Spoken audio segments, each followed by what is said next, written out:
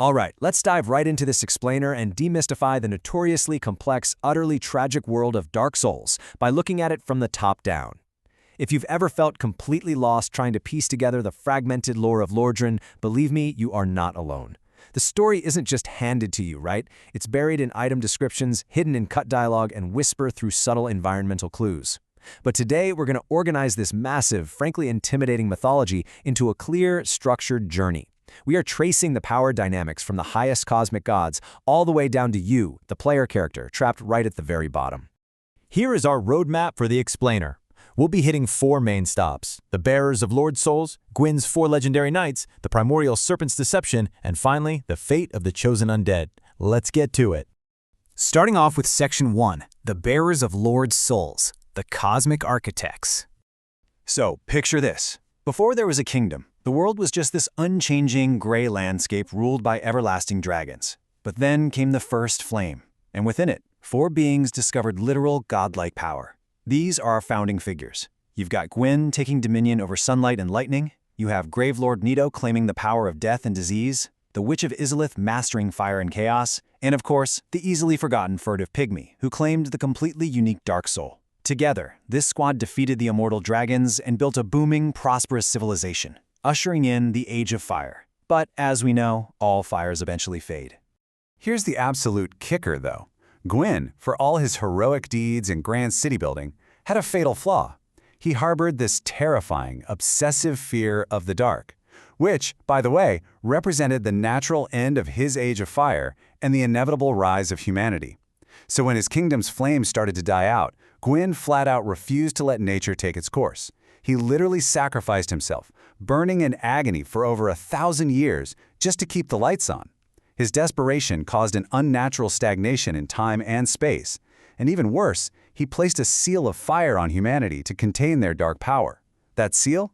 That became the horrifying dark sign, sparking the curse of the undead that plagues the entire world. Talk about a self-fulfilling prophecy. His attempt to save his kingdom is exactly what doomed the whole shebang. Moving right along to Section 2, Gwyn's 4 legendary knights, the Enforcers, and their rings.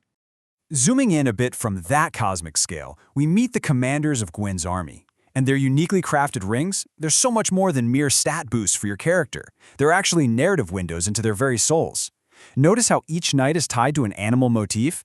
Artorias wears the wolf ring for unyielding poise. Ciaran the assassin rocks the hornet ring for lethal critical strikes. Ornstein utilizes the Leo ring to maximize the counter damage of his lightning thrusts. And Gough, the giant archer, uses the hawk ring for extreme range. Let's dig a little deeper into what these rings actually tell us about the people wearing them. First up, let's talk about Knight Artorias. His wolf ring grants immense poise, right? Meaning the wearer can't be easily staggered or knocked down. This perfectly reflects his unbending will. Artorias wasn't just some stoic, emotionless commander, he was a stubborn, deeply noble warrior. When the Dark Abyss threatened the land of Ulasil, he didn't bring a massive army with him. Like a true lone wolf, he faced the darkness completely alone to protect those around him.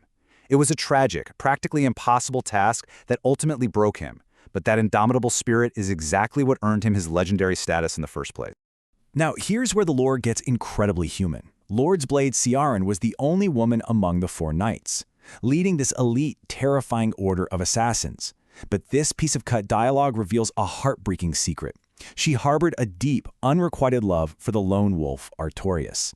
You can actually find her hornet ring on a corpse curled up and abandoned right behind Artorias' grave. It just goes to show that beneath the lethal, cold precision of the hornet lies this super tragic tale of a woman who simply faded away after losing the only person she truly cared about. And then there's Dragon Slayer Ornstein, famous for his fierce lion motif and those devastating spear thrusts.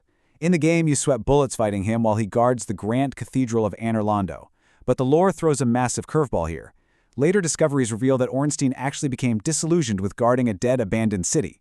He ultimately walked away from his post and left his beloved Leo ring behind to search for his original commander, Gwyn's banished firstborn son, which heavily implies that the terrifying boss you fight in that cathedral might actually just be an illusion left behind to maintain the facade of Gwyn's power.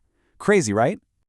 So, with all these massive egos, legendary dragon slayers, and elite assassins in the room, you really gotta wonder, who was actually calling the shots? Who truly led Gwyn's 4 knights?